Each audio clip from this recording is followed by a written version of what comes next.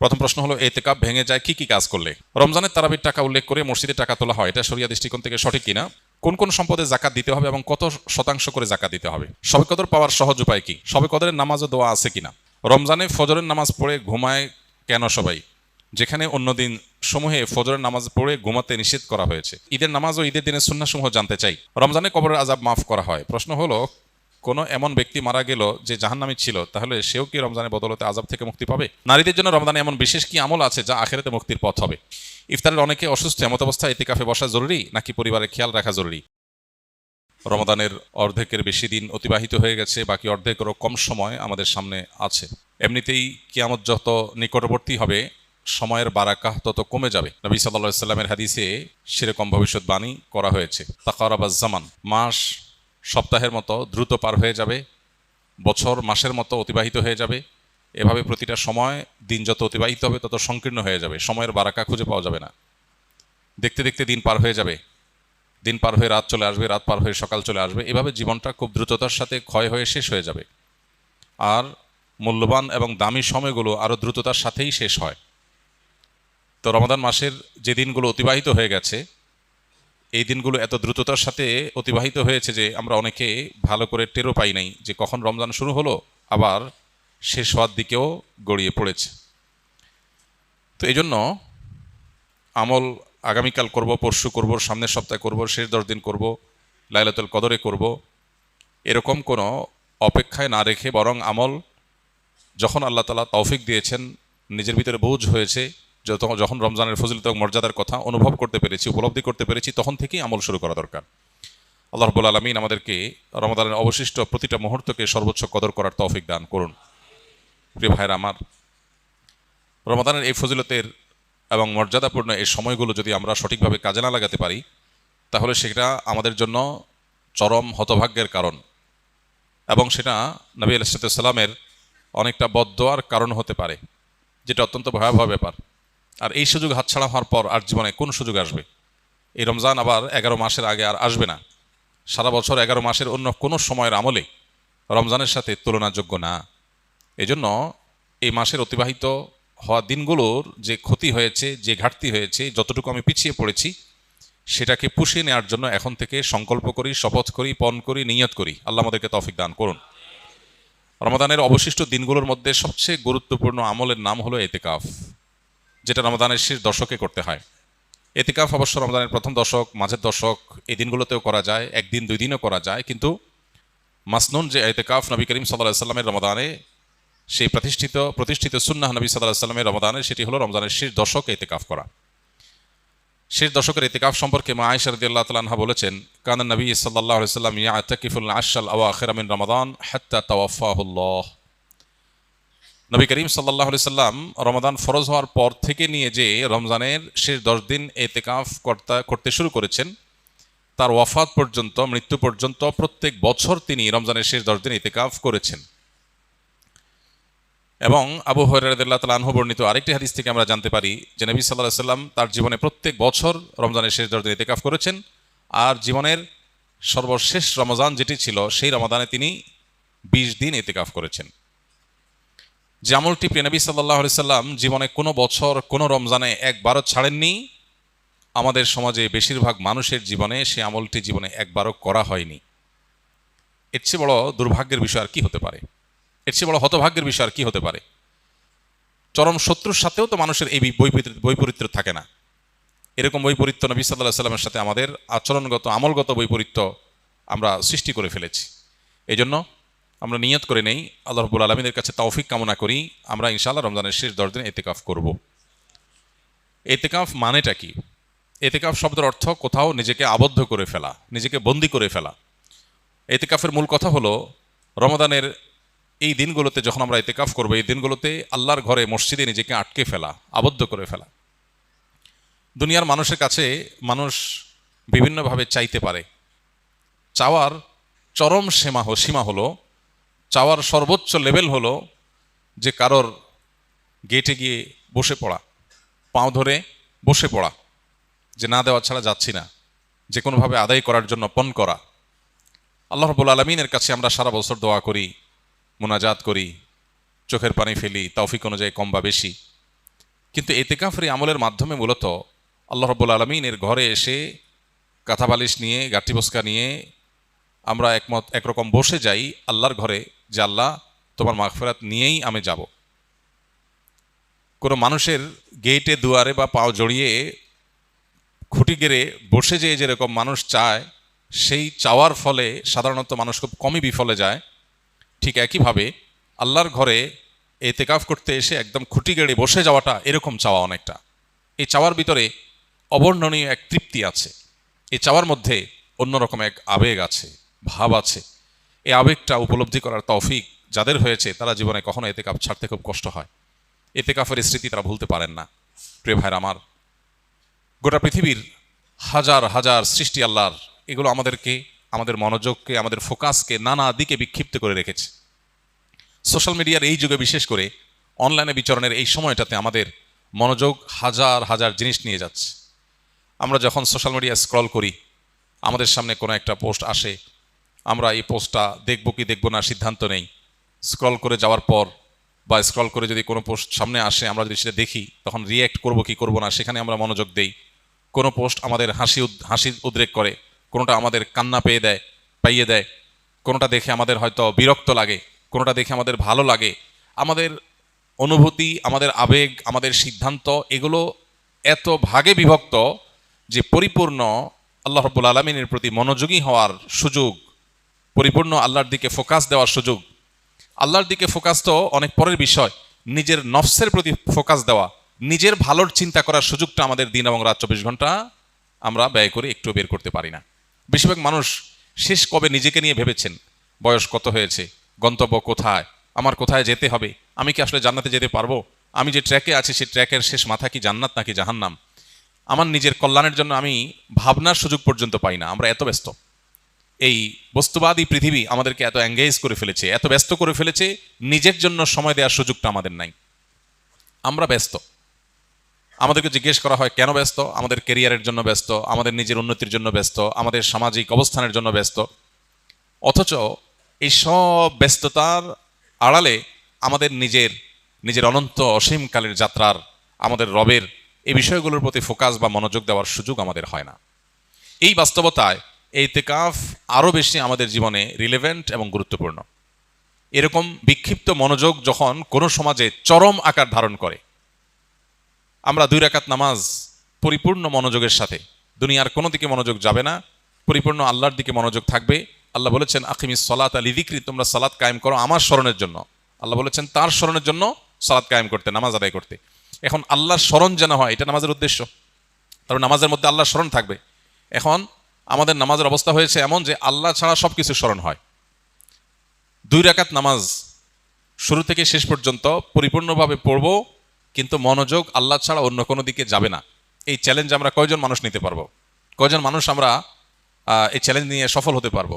Challenge নিয়ে দেখেন, যে নামাজ শুরু করেন, নফল নামাজ 2 রাকাত নিয়ত করেন, একদম সালাম ফেরানো পর্যন্ত একবারের জন্য ছেলে মেয়ে, ফ্যামিলি, বিয়ে শাদী, মা বাপ, ব্যবসা বাণিজ্য, কাজ কাম, পড়া লেখা, ক্যারিয়ার, সোশ্যাল মিডিয়া, বাইরের কোনো জগৎ, কোনো কিছুর প্রতি মনোযোগ থাকবে না, পরিপূর্ণ আল্লাহর দিকে মনোনিবেশ করবেন।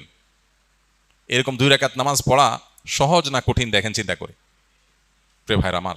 অথচ আমাদের দিনে কতগুলো রাকাত নামাজ পড়া লাগে, সেখানে 2 রাকাত নামাজেও আমরা এই মনোযোগ দিতে পারি নাই। পৃথিবীতে যারা সফল হয়েছেন, যারা জাগতিক বিচারে সফল হয়েছেন, সফল ব্যবসায়ী, সফল ক্রীড়াবিদ, সফল চাকরিজীবী, সফল পেশাজীবী, যে কোনো মানুষ তার জগতে সফলতা অর্জন করেছেন, সাফল্য অর্জন করেছেন। সাফল্যের জাগতিক সংজ্ঞায় বা প্রচলিত অর্থের সাফল্যই বোঝাচ্ছি আমরা। এই মানুষগুলোর জীবনী, এই মানুষগুলোর লাইফস্টাইল, এই মানুষগুলোর যে সারা জীবনের অভ্যাস, এগুলোকে নিবিড়ভাবে পর্যবেক্ষণ করার পর অনেক গবেষকদের দাবি হলো সেই সব মানুষরাই জীবনের সবচেয়ে বেশি সফল হয়েছে যাদের জীবনে ডিপ আওয়ারের পরিমাণ, পূর্ণ মনোযোগের সাথে কাজ করার পরিমাণ যত বেশি, তাদের জীবনে সাকসেসের রেশিও তত বেশি। অর্থাৎ আপনি কোনো কাজে পরিপূর্ণ মনোযোগ কতক্ষণ রাখতে পারছেন, এটা আপনার সাফল্যের অনেক গুরুত্বপূর্ণ একটা শর্ত। যে একটা কাজ করতে গিয়ে 5টা কথা মনে আসে, একদিকে চলে গেলে আরেক দিকে তার মাথা চলে যায়, তার জন্য সাফল্য খুব কঠিন। যে কোনো কাজ করার জন্য পরিপূর্ণ মনোযোগ দিয়ে করে, জগতে যাই হোক সে তার কাজ থেকে সরে না। আপনারা যা স্কিলে ভর্তি হয়েছেন, প্রশিক্ষণ নিচ্ছেন, যে প্রশিক্ষণ পরিপূর্ণ মনোযোগের সাথে নিচ্ছে, ক্লাসে পূর্ণ মনোযোগ দিচ্ছে, সিস্টেম পরিপূর্ণ মানছে, এই মুহূর্তে সে প্রশিক্ষণ নিতে আসছে, অন্য জগতে সে যেতে চায় না, পূর্ণ মনোযোগ দিতে পারে, সে তত বেশি সাকসেস হয়। যারা স্কিল থেকে ট্রেনিং শেষ করে এখন বিভিন্ন জায়গায় জবে আছেন, যে ব্যক্তি তার জবের দিকে যত বেশি মনোযোগ দিবে, যত বেশি ফোকাস দিবে, তার কাজটাই সবচেয়ে গুরুত্ব পাবে, অন্য দিক থেকে মনোযোগ সরিয়ে এদিকে যত বেশি মনোযোগ ইনভেস্ট করতে পারবে, সে চাকরিজীবী হিসাবে তার ওই কাজের জগতে তত বেশি সাকসেস হবে। আর যার মনোযোগ যত কম থাকবে, তার সাকসেসের পরিমাণ তত কম হবে। এই মনোযোগ এখন নষ্ট হওয়ার মতো হাজার হাজার ডোপামিন, হাজার হাজার মনোযোগ বিনষ্টকারী ডোপামিন আজ চতুর্দিকে ছড়িয়ে ছিটিয়ে দেওয়া হয়েছে। স্পিরিচুয়ালি, আধ্যাত্মিকভাবে আমাদের মুসলমানদেরকে ধ্বংস করবার জন্য হাজারো আয়োজন আছে। যেগুলোকে আপনি দেখছেন নিছক বিনোদন, এগুলো মূলত আপনার আমার রুহানি শক্তি ধ্বংসের আয়োজন। যেগুলোকে আপনি দেখছেন নিছক টাইম পাস, সেগুলো আসলে টাইম পাস না, সেটা আপনার লাইফ পাস। আমাদেরকে শেষ করে দেওয়া হচ্ছে, মনোযোগ নাই। 2 রাকাত নামাজ পড়ার মতো মনোযোগ যার নাই, তার জীবনে সাকসেস কোত্থেকে আসবে? প্রিয় ভাইরা আমার, ইতিকাফ আপনার জীবনে, আমার জীবনে এই অভাবটা পূরণে সবচাইতে বড় ভূমিকা রাখবে। কারণ ইতিকাফের মানেই হলো তুমি একমুখী হও। 355 দিন তোমার ব্যবসা বাণিজ্য, কাজ কাম, ফ্যামিলি, সোশ্যাল মিডিয়া, তোমার আশপাশ, প্রতিবেশী, পরিবেশ ইত্যাদি ইত্যাদি, এগুলো নিয়ে হাজারটা কাজ নিয়ে তুমি ব্যস্ত ছিলে। 10টা দিন তুমি পরিপূর্ণ শুধু নিজের প্রতি মনোযোগ দাও, নিজেকে সময় দাও, নিজের আল্লাহর সাথে সম্পর্ককে নিবিড় করো, শুধু আল্লাহকে স্মরণ করো, একমুখী মনোযোগ দেওয়ার চেষ্টা করো। এই প্রচেষ্টার নাম ইতিকাফ। ইতিকাফ আমাদের জীবনের মিনিং চেঞ্জ করে দিতে পারে। ইতিকাফ আমাদের জীবনের অর্থকে পরিবর্তন করে অনর্থক জীবন থেকে অর্থবহ জীবনের ট্র্যাকে আমাদেরকে তুলে দিতে পারে। এই জন্য ইতিকাফে নিয়ত করবো তো ইনশাআল্লাহ। এই ইবাদত কত গুরুত্বপূর্ণ হলে নবীজি জীবনে কখনো ছাড়েননি। তিনি অন্য অনেক নফল আমল মাঝে মধ্যে করতেন, মাঝে মধ্যে ছাড়তেন। ইতিকাফ এমন আমল যে কখনো তিনি ছাড়তেন না। তাহলে আমলের ইম্পর্টেন্সি, এ আমলের গুরুত্ব, এ আমলের মাহাত্ম্য কত, সেটা বলার আর অপেক্ষা রাখে? অতএব আমরা নিয়ত করে ফেলি যে যাদের তৌফিক আছে তারা এই বছরই, আর যাদের তৌফিক নেই তারা পরবর্তী বছর জীবনে যখনই সুযোগ হবে আমরা ইতিকাফ করবো ইনশাআল্লাহ। শয়তান আমাদেরকে মিথ্যা কথা বলে, আমাদেরকে দূরে সরায়। যে কোনো ভালো কাজ করতে আপনি যখন নিয়ত করবেন, শয়তান দেখবেন আপনার সামনে নানান চ্যালেঞ্জ সামনে এনে হাজির করবে। শয়তান আপনাকে বলবে, তুমি যদি ইতিকাফে বসো তোমার কাজ কামের কি হবে, ফ্যামিলি চলবে কিভাবে, তোমাদের কেরিয়ারের ক্ষতি হবে, এরকম নানান মিথ্যা কথা শয়তান এসে বলবে। শয়তানকে বলতে হবে, আমি যদি ইতিকাফের সময় শুরু হওয়ার আগে মরে যাই, হাত পা ভেঙে হসপিটালে ভর্তি হয়ে যাই, অ্যাডমিট হয়ে যাই, আমার কাজগুলো কি সব থেমে থাকবে? পৃথিবীর সব যেটা যেখানে আছে সেখানে স্টপ হয়ে যাবে? যেহেতু আমি হসপিটালে অ্যাডমিট আছি, আমি সুস্থ হওয়ার পরে আবার সব চলবে এরকম? তাহলে আমি কোন মিথ্যা জুজুর ভয়ে আমার আমলকে পিছাচ্ছি? আগামী রমজান পর্যন্ত হায়াত পাবো সেটাও তো আমি জানি না। এই জন্য ভাই ইতিকাফে বসা নিয়ত করবো তো ইনশাআল্লাহ। আল্লাহ আমাদের সবাইকে তৌফিক দান করুন।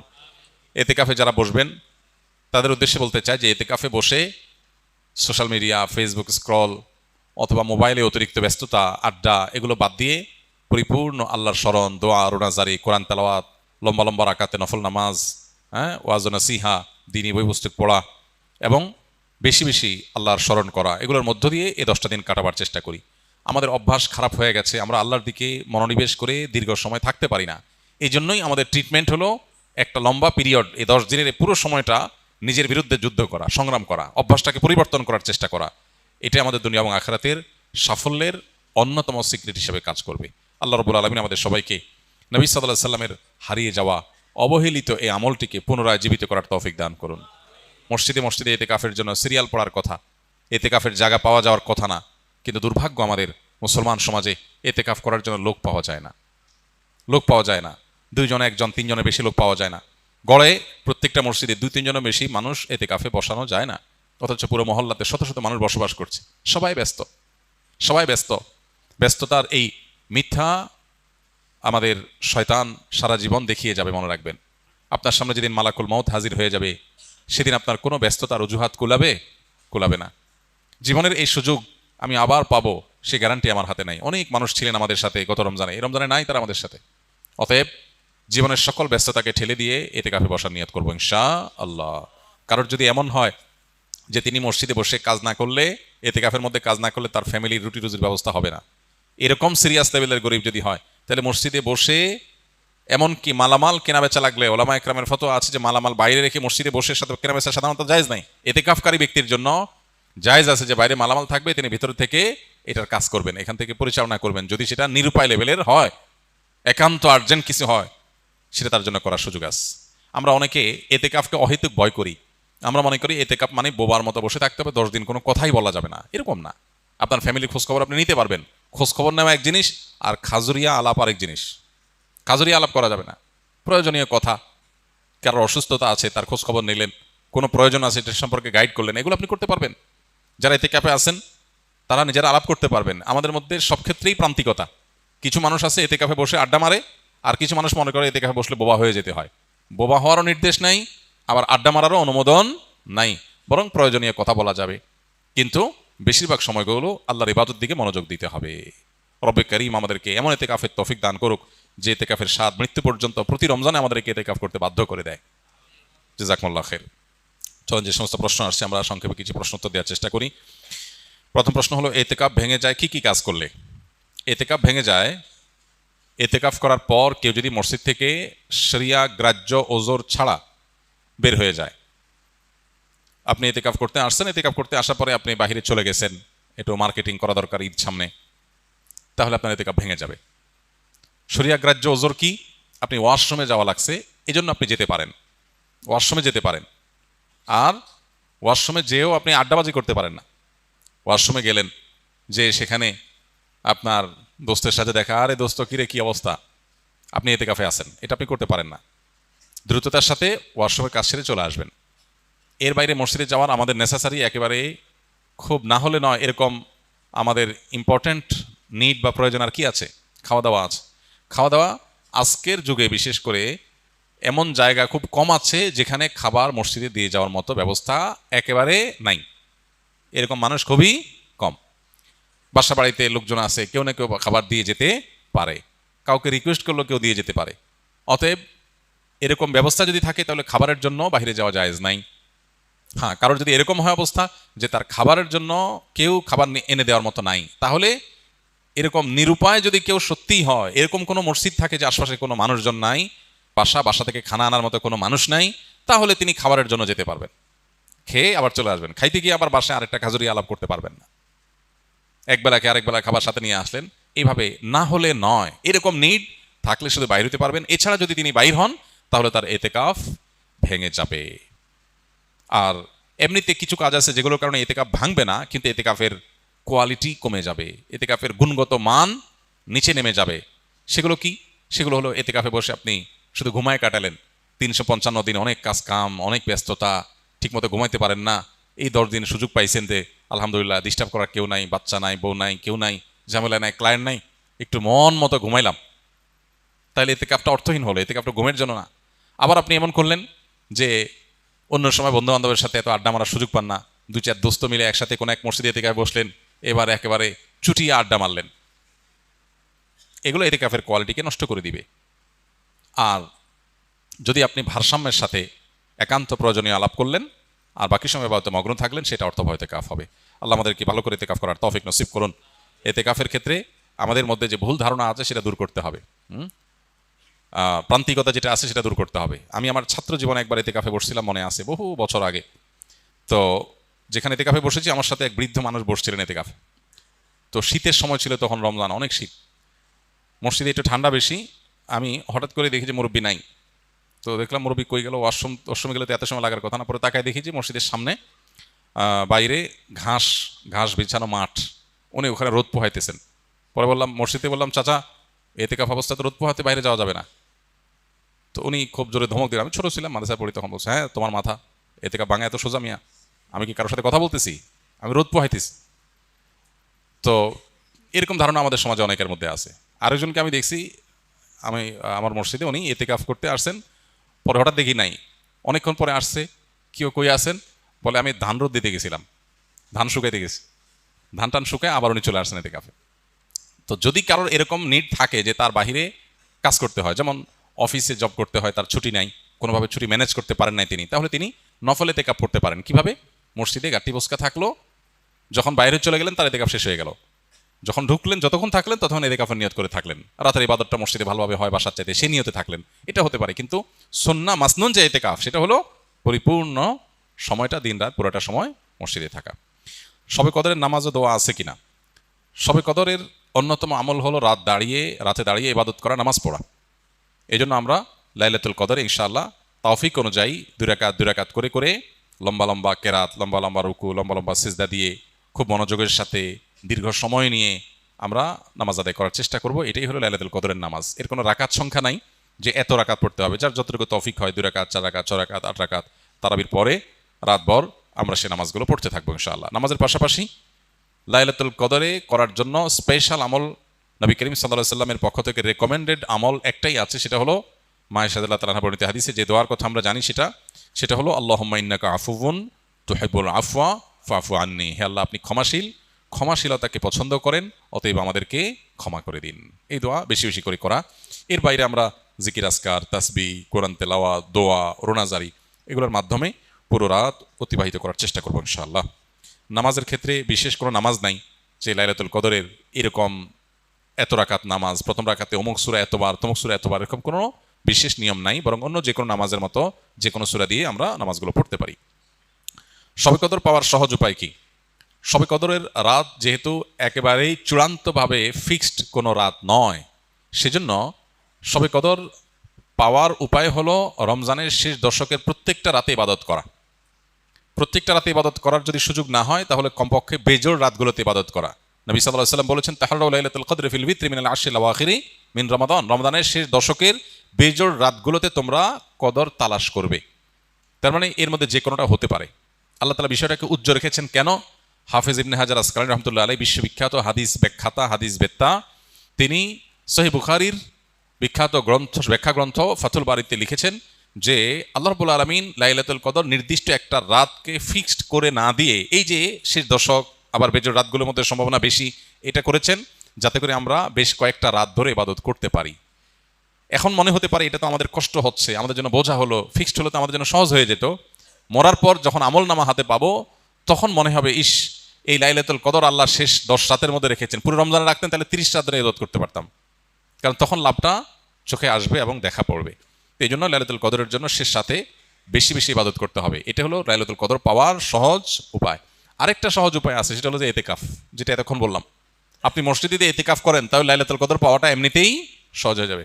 এমনকি এতেকাফকারী ব্যক্তি, যদিও শেষ দশকে নবী সাল্লাল্লাহু আলাইহি ওয়াসাল্লাম রাত জেগে থাকতেন, যদি কোনো কারণে তিনি ঘুমিয়েছিলেন, তারপরে এতেকাফ করার ব্যক্তি ঘুমাইলেও সেটা ইবাদতের মধ্যে। বাসার ঘুম আর মসজিদে এতেকাফকারীর ঘুমের মধ্যে পার্থক্য আছে। মসজিদে অবস্থানটাই ইটসেলফ একটা ইবাদত। অতএব আপনি যদি চান যে আমার লাইলাতুল কদর মিস না হোক, তাহলে তার জন্য সবচেয়ে মোক্ষম সুযোগ এবং সবচেয়ে সহজ উপায় হলো এতেকাফ করা। এতেকাফ অত্যন্ত প্রেমময় একটি ইবাদত, যেটা খুব ভেতর থেকে ফিল করা যায়। আল্লাহর সাথে একান্তে কথা বলা যায়, অনুভব হবে যে আমি আল্লাহর ঘরে আছি, আল্লাহর ঘরে হাজির হয়ে গেছি। সবাই বের হয়ে যাচ্ছে, আমি বের হচ্ছি না, কারণ আমি আল্লাহর ঘরের বন্দী, নিজেকে বন্দী করে ফেলেছি। অন্যরকম এক ফিল আসবে ইনশাআল্লাহ বিদিনিল্লাহ। অনেকেই শবে কদর সম্পর্কে জানতে চাই, কোন রাতে নামাজ আদায় করব, কি নিয়মে নামাজ পড়ব ও কি দোয়া করব। এটা আমরা যে এতক্ষণ বললাম, আশা করি যেটা উত্তর হয়ে গেছে। রমজানে ফজরের নামাজ পড়ে ঘুমায় কেন সবাই, যেখানে অন্যদিন সমূহে ফজরের নামাজ পড়ে ঘুমাতে নিষেধ করা হয়েছে? ফজরের নামাজের পর ঘুমাতে সরাসরি কোরআন বা হাদিসে নিষেধ করা হয় নাই, তবে কোরআন এবং হাদিসের আলোকে ওলামায়ে কেরাম সকালের ঘুমকে অনুত্তম বলেন। এর মানে এই না যে সকালের ঘুমটা কোরআন বা হাদিসে পরিষ্কারভাবে নিষিদ্ধ। একটা সময় নবী সাল্লাল্লাহু আলাইহি ওয়াসাল্লাম ঘুমাতে অপছন্দ করতেন, সেটা হলো মাগরিবের পরে। আয়েশা রাদিয়াল্লাহু তাআলা আনহা বলেছেন, কানা নবী সাল্লাল্লাহু আলাইহি ওয়াসাল্লাম ইয়াকরাহুন নাওমা ক্বাবলা আল ইশা ওয়াল হাদিসা বা'দাহ। নবীজি এশার আগে ঘুমানো অপছন্দ করতেন, আর এশার পরে কথা বলা অপছন্দ করতেন। এশার পরে ঘুম আর এশার আগে কোনো ঘুম না। এর বাইরে ফজরের পরে তিনি সাধারণত তার যে লাইফস্টাইল, তার যে দৈনন্দিনের রুটিন ছিল, সেখানে ফজরের পরে ঘুমের রুটিন ছিল না, বা ঘুমের রুটিন পাওয়া যায় না। তিনি ফজরের পরে ব্যক্তিগত আমল করতেন, জিকির আজকার করতেন, লম্বা সময় ধরে অন্যান্য কাজ করতেন। এরপরে তিনি কাইলুলা করতে যেতেন দুপুরে। এটা ছিল তার লাইফস্টাইল। কিন্তু দুর্ভাগ্যজনক বাস্তবতা হলো, আমাদের সমাজে বিশেষ করে আমরা যারা মুসলিম দেশের বাসিন্দা আছি, অদ্ভুত এক জীবন আমাদের। আমরা রাতে দেরি করে শুই, আবার ফজরের পরে শুয়ে থাকি। এটা আমাদের অভ্যাস। পৃথিবীর যত উন্নত দেশ আছে, সেটা পূর্বে হোক পশ্চিমে হোক, গোটা বিশ্ব জুড়েই দেখবেন যে বেশিরভাগ উন্নত দেশগুলোতে মানুষ রাতে তাড়াতাড়ি ঘুমায় আর ভোরে উঠে কাজ শুরু করে, পড়ালেখা শুরু করে, কোনো ঘুম নাই। মুসলিম কান্ট্রিগুলো অদ্ভুত, যে আমাদের অভ্যাসটা হলো তার উল্টা। মিডিল ইস্টেও বলেন, এশিয়াতেও বলেন, মুসলমানদের অবস্থা এই। অর্থাৎ নবীজি সাল্লাল্লাহু আলাইহি সাল্লামের সুন্নাতটা আমাদের মধ্যে নাই, অমুসলমানদের মধ্যে তাদের হয়তো অজ্ঞাতসারেও তাদের মধ্যে আছে। তো যাই হোক, এটা হলো সকালের ঘুমের কথা। এখন কথা হলো রমজানে যে মানুষ সকালে ঘুমায়, এর উত্তর হলো যে রমজানেও যদি কেউ সকালে না ঘুমিয়ে থাকতে পারে সেটা ভালো। কিন্তু পৃথিবীর সেট আপটা এমনভাবে করা হয়েছে যে 9টা টু 5টা অফিস, হ্যাঁ, স্কুল, কলেজ, মাদ্রাসা সব এরকম করা হয়েছে। কেন আর্লি মর্নিং একদম ভোরে শুরু হয়ে দুপুরের মধ্যে শেষ হয়ে যাবে, এমন হতে পারতো না? তাহলে মানুষ দুপুরে এসে একটু রেস্ট করতে পারতো, রাতে তাড়াতাড়ি ঘুমিয়ে যেত, সকাল উঠে কাজ শুরু করতো। তো এই যে আমাদের একটা সিস্টেম ডেভেলপ হয়েছে, যে সিস্টেমটার মধ্যে সুন্নাহ পালন করাটা কঠিন, এরকম পরিস্থিতিতে কারোর যদি অসুবিধা হয়, তিনি রমজানে তারাবি পড়ে শুতে শুতে 10:30 11টা বেজে গেছে, আবার এদিকে তার সকালে উঠে অফিসে যেতে হবে, সারাদিনের জন্য রেস্টের সুযোগ পাবেন না, তিনি যদি সকালে ঘুমান গুনাহ হবে না। বুঝে আসছে কথা? তবে সকাল সন্ধ্যার যে দোয়াগুলো সেগুলো অন্তত পড়ে তারপর শোয়া উচিত। আরও ভালো হয় যদি এশাকটা পড়ে তারপর শোয়া হয়, আরও ভালো হয় যদি চাষটা পড়ে তারপর শোয়া হয়। কিন্তু যদি কেউ এটা না পারেন তাহলে এটা তার গুনাহের কারণ হবে না ইনশাআল্লাহ তাআলা, কারণ এটা পরিষ্কারভাবে কোনো গুনাহ বা নিষিদ্ধ কোনো বিষয় নয়। ঈদের নামাজ ও ঈদের দিনের সুন্নাহসমূহ জানতে চাই। ঈদের দিনের অনেকগুলো মাসনুন আমল আছে।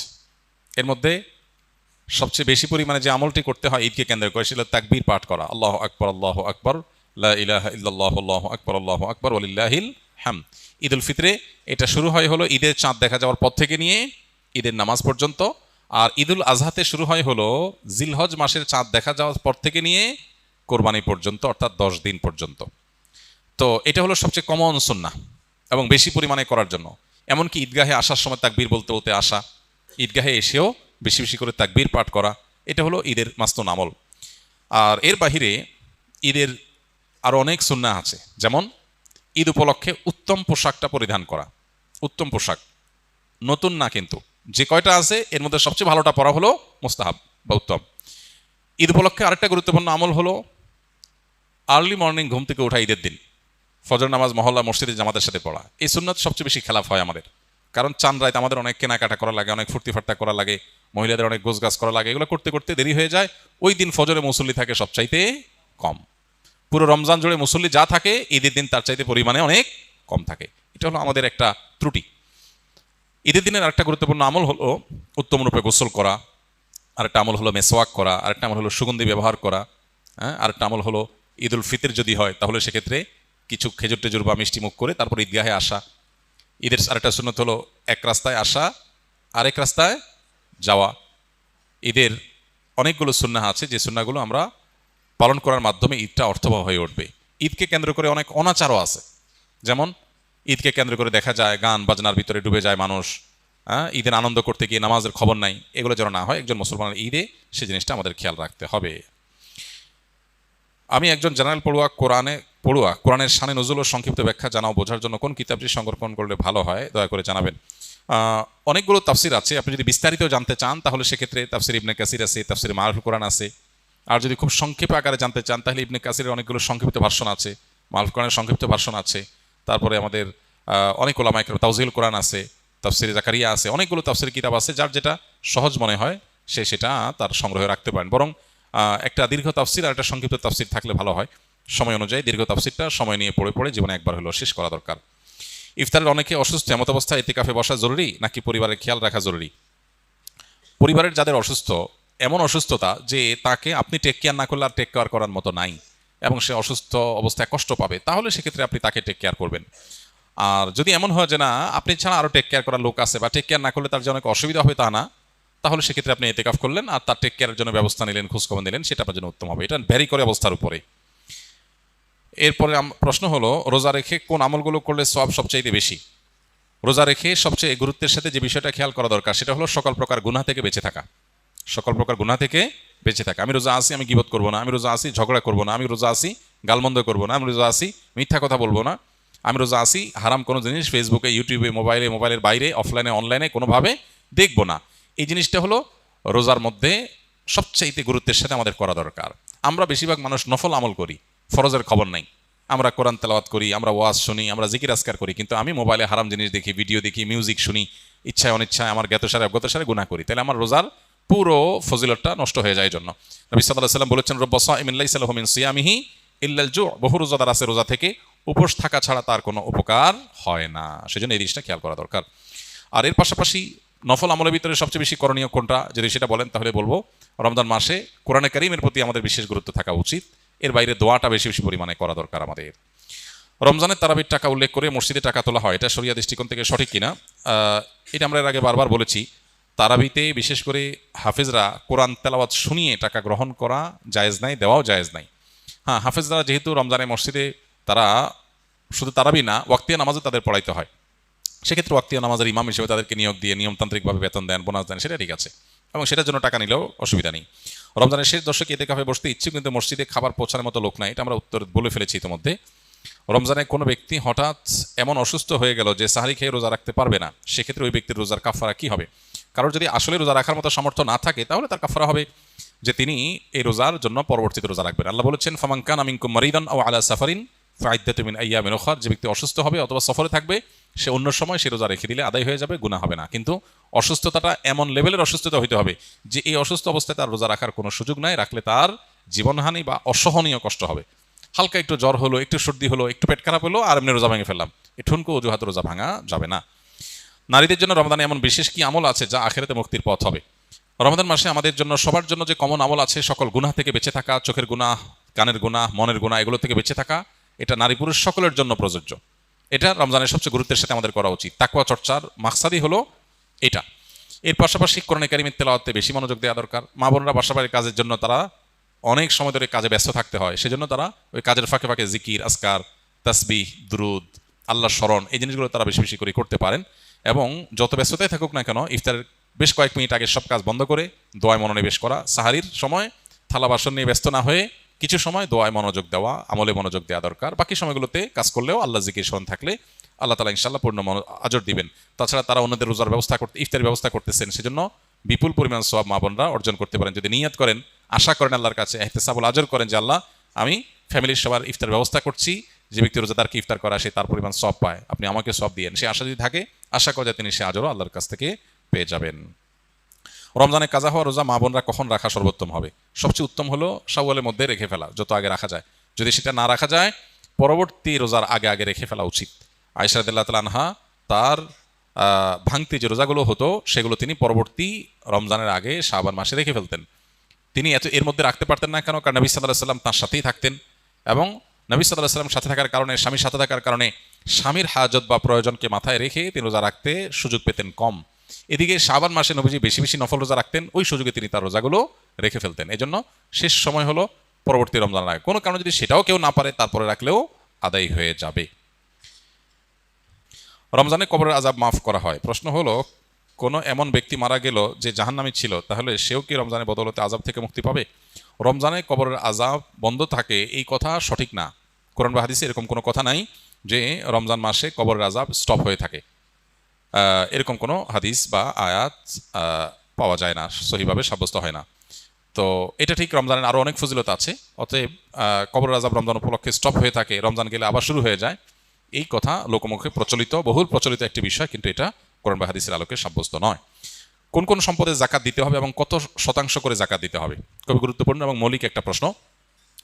কয়েক ধরনের সম্পদের জাকাত দিতে হবে। নাম্বার 1, স্বর্ণ, রূপা, নগদ টাকা এবং বাণিজ্যিক পণ্য, অর্থাৎ যে পণ্য কেনা হয়েছে বেচার উদ্দেশ্যে, এরকম পণ্য, যেমন দোকানে মালামাল, যে সমস্ত জিনিস আপনি কিনছেন দোকানে হোক আর বা গোডাউনে হোক আর অন্য কিছু হোক, এমনকি ল্যান্ডের বিজনেস করেন আপনি, অনেক ল্যান্ড আপনি কিনে রেখেছেন, কেন?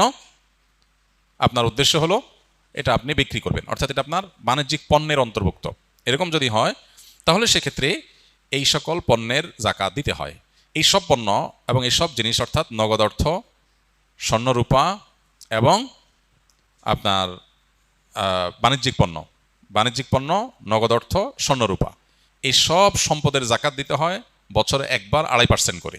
অর্থাৎ 1 বছর যদি এটা আপনার কাছে থাকে তাহলে জাকাত দিতে হবে কত পার্সেন্ট? 2.5%, শতকরা 2.5%। 1 লাখ টাকা থাকলে 2,500 টাকা, 1 লাখ টাকা স্বর্ণ থাকলে, স্বর্ণরূপা মিলিয়ে থাকলে 2,500। শুধু স্বর্ণ যদি থাকে তাহলে 7.5 ভরির আগে জাকাত আসে না। স্বর্ণের সাথে যদি একটু রূপা থাকে বা ক্যাশ টাকা থাকে তাহলে দুইটার অর্থ মিলেয়া 7.5 ভরি হওয়া স্বর্ণ হওয়া জরুরি না, তখন 52.5 ভরি রূপার সমান মূল্য হলেই হয়ে যায়, যেটা 2 লাখ প্লাস টাকা হলে আজকাল হয়ে যায়। তো এই যে স্বর্ণ এবং রূপা এবং নগদ অর্থ এবং বাণিজ্যিক পণ্য, এগুলোর জাকাত একভাবে হয়। নাম্বার 2, গবাদি পশু। গবাদি পশুর জাকাত সেটা দেওয়া লাগে যদি গবাদি পশু আপনার চড়ে খায় আপনার এবং একটা নির্দিষ্ট নেশাব পরিমাণে পৌঁছায়। গরু হলে এতগুলো, ছাগল হলো এতগুলো, তারপর আপনার ওঁট হলে এতগুলো, এগুলো হলো জাকাতযোগ্য সম্পদ। মোরগ অথবা হাঁস এগুলো জাকাতযোগ্য পশু না। হ্যাঁ, এগুলোর জাকাত হবে যদি কেউ মুরগির ফার্মের বিজনেস করে, যে মুরগি কিনেছেন তিনি এটা বিক্রি করবেন, তখন এটা বাণিজ্যিক পণ্য হিসেবে জাকাত আসবে। পশু হিসেবে জাকাত আসবে শুধুমাত্র এই যে ছাগল, ভেড়া, দুম্বা, গরু এবং ওঁট, মহিষ, এগুলোর জাকাত আসবে। এগুলো নির্দিষ্ট নেশাব হলে, কোনোটা 40টা, কোনোটা 5টা, হ্যাঁ, আকার অনুযায়ী আপনার জাকাত আসবে। এগুলোর বছরে একবার জাকাত আসে। তৃতীয় জাকাতের আরেকটা পণ্য হলো কৃষিজাত পণ্য। কৃষিজাত পণ্য যে সমস্ত ফসল আমরা করি, এই ফসলগুলোর জাকাত দিতে হয়। ফসলের জাকাতের নেশাব হলো 17 মন। 17 মন, 5 ওয়াসক, মূলত 5 ওয়াসক হিসাব করলে 17 মন হয়। এই হিসাবে কিছুটা ভিন্নতর মতো আছে, বাকি এটা প্রসিদ্ধ এবং মোটামুটি গ্রহণযোগ্য যে 17 মন যদি হয়ে যায়, তাহলে সেখানে আপনার যদি আকাশের বৃষ্টির পানি থেকে হয়ে যায়, প্রাকৃতিক পানি থেকে হয়ে যায়, আলাদা পানি সিঞ্চন করা না লাগে, তাহলে সেক্ষেত্রে 100 ভাগের 10%। আর যদি এটা পানি সিঞ্চন করে চাষাবাদ করতে হয়, তাহলে সেক্ষেত্রে 100 ভাগের 5 ভাগ। অর্থাৎ আমাদের দেশে যে ফসল হয় এগুলো প্রায় সবগুলোই নিজস্ব সেচ সিস্টেমের মাধ্যমে করতে হয়, অটোমেটিক হয়ে যায় এরকম জিনিস নাই, খুব কম। তো নিজস্ব পানি সিঞ্চন বা সেচ সিস্টেমের মাধ্যমে যেগুলো করা লাগে, এগুলো সবগুলো প্রতি 100 কেজিতে 5 কেজি খাদ্যশস্য গরিব দুঃখীদেরকে দান করে দিতে হবে। এটার সাথে বছরের সম্পর্ক নাই, এটা হলো যতবার ফসল উঠবে ততবার জাকাত আসবে। এ হলো মোটামুটি জাকাতের ব্যাপার, যে সমস্ত সম্পদের জাকাত হয় এবং যত পার্সেন্ট করে জাকাত হয়। সময় তো অনেক হয়ে গেছে, স্কুলে ভাইদের অনেকগুলো প্রশ্ন আছে।